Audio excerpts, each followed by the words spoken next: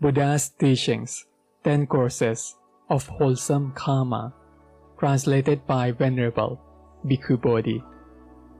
Purity by body, Chunda, is threefold.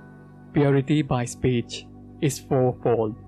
Purity by mind is threefold.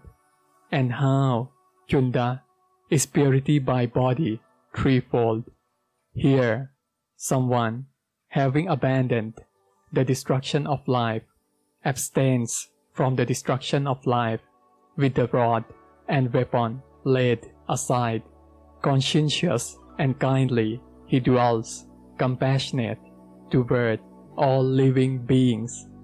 Having abandoned the taking of what is not given, he abstains from taking what is not given. He does not steal the wealth and property of others in the village or in the forest. Having abandoned sexual misconduct, he abstains from sexual misconduct. He does not have sexual relations with women who are protected by their mother, father, mother and father, brother, sister, or relatives, who are protected by their Dharma, who have a husband whose violation entails a penalty, or even with one already engaged. It is in this way that purity by body is threefold. And how, Chunda, is purity by speech fourfold?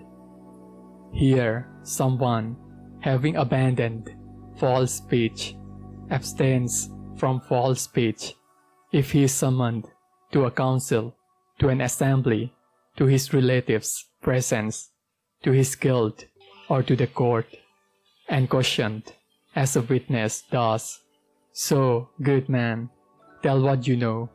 Then, not knowing, he says, "I do not know," or knowing, he says, "I know." Not seeing, he says, "I do not see," or seeing, he says, "I see." Thus, he does not consciously speak falsehood for his own ends, or for another's ends, or for some trifling worldly end.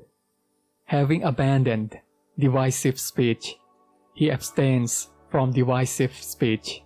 Having heard something here, he does not repeat it elsewhere in order to divide from this, or having heard something elsewhere, he does not repeat it to these people in order to divide from those.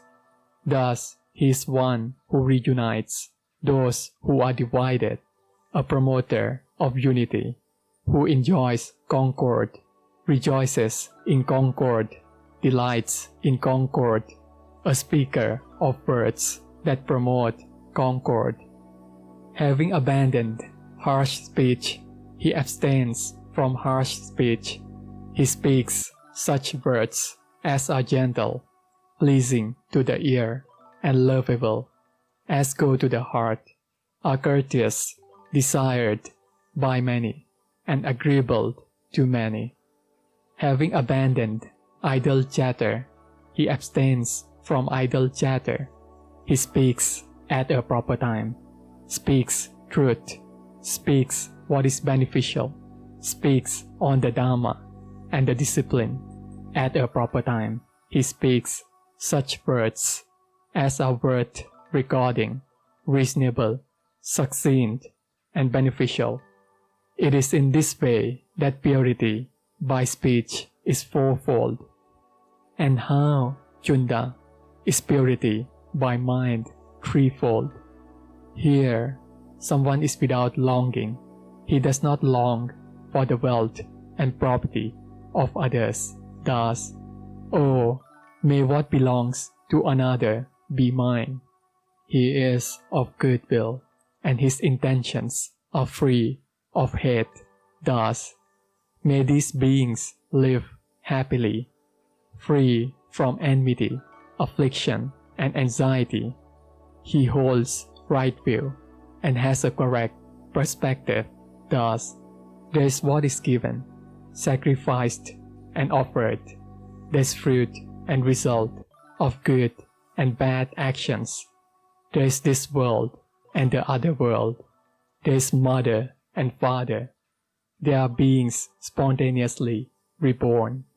There are, in the world, ascetics and Brahmins of right conduct and right practice who, having realized this world and the other world for themselves by direct knowledge, make them known to others. It is in this way that purity by mind is threefold. These, Chunda, are the 10 courses of wholesome karma. It is because people engage in these 10 courses of wholesome karma that the devas, human beings, and other good destinations are seen.